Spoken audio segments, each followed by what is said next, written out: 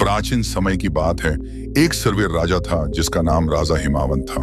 जो लोग सफलता पाना चाहते हैं उन्हें अंतिम पल तक हिम्मत नहीं हारना चाहिए। जिस पल हम हार मान लेते हैं उसी समय हम असफल हो जाते हैं। ये बात एक लोक कथा से समझ सकते हैं। कथा के अनुसार पुराने समय में एक राजा हिमावंत युद्ध में हार गया था। उसके सभी सैनिक मारे जा चुके थे। राजा किसी तरह अपनी जान बचाकर मैदान से जंगाल में भाग गया। सैनिक उसका पीछा कर रहे थे।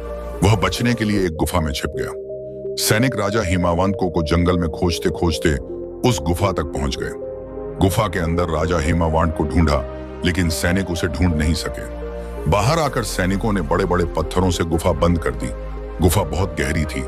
अंदर की ओर राजा हिमावंत छिपा हुआ था। वह काफी थक चुका था। भूख प्यास की वजह से बेहाल हो रहा था। उसके शरीर में ताकत भी नहीं बची थी। शत्रु सैनिक गुफा बंद करके वहां से चले गए तो राजा अंदर बैठा बैठा सोच रहा था कि अब तो उसका जीवन खत्म हो गया। वह गुफा से कभी बाहर नहीं निकल पाएगा। राजा हिमावंत निराश हो चुका था। तभी उसे मां की एक बात याद आई।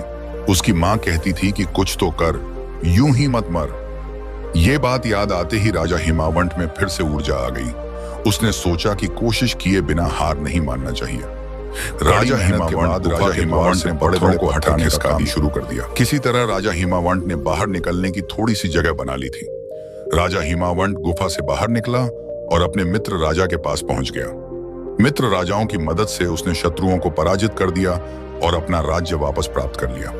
इस कथा की सीख यही है कि हमें सफलता मिलने तक हार नहीं मानना चाहिए। अगर राजा हार मान लेता तो वह उसी गुफा में मर जाता, पर उसने हार नहीं मानी और फिर से सामना किया और अपना राज्य हासिल किया। कहने का मतलब ये है कि जिस पल हम हार मान लेते हैं उसी समय असफल हो जाते हैं। किसी भी समस्या का निदार होकर सामना करें। आपको